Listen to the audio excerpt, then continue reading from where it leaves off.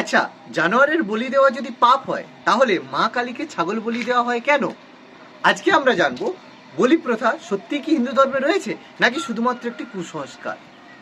বলির সঠিক অর্থ হলো নিজের কোনো শ্রেষ্ঠ বা প্রিয় বস্তুকে দান করা অথবা যজ্ঞে নিবেদ্য বস্তু। হিন্দু ধর্মের 4টি বেদ, 18টি পুরাণ এবং 108টি উপনিষদের কোনো জায়গাতেই বলা নেই যে পশু বলি দেওয়া উচিত।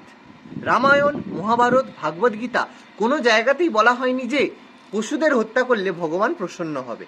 হ্যাঁ, এটা সত্য যে মা কালী রক্ত পছন্দ করেন, কিন্তু সেই রক্ত কোনো নির্দোষ প্রাণীর নয়, সেই রক্ত হওয়া উচিত রক্তবীজের মতো রাক্ষসের। এই বলি প্রথা কবে কিভাবে শুরু হয়েছিল সেটা নিয়ে বিভিন্ন মতভেদ রয়েছে। সনাতন ধর্মে গবাদি পশুর বলি দেওয়া নিষিদ্ধ করা হয়েছে। অগ্নিপুরাণে বলা হয়েছে কোনো পশুকে কোনোভাবেই কষ্ট দেওয়া অনুচিত। এছাড়া মৎস্য পুরাণে বলা হয়েছে ধর্মের নামে যজ্ঞজনিত হিংসা এক প্রকার অধর্ম। তবে বেদে বলা হয়েছে কোনো ব্যক্তি সঠিক সময়ে সঠিক মন্ত্র উচ্চারণ করে কোনো পশুকে বলি দিলে সেই পশুটি পশির যোনি থেকে মুক্তি পায়, কিন্তু সেই পশুটিকে ভক্ষণ করা যেত না। পুরাণ অনুযায়ী ছা বলির কথা বলা হয়েছে। ছা শব্দের অর্থ ছাগল বা অন্য কোনো পশুকে বলা হয়নি।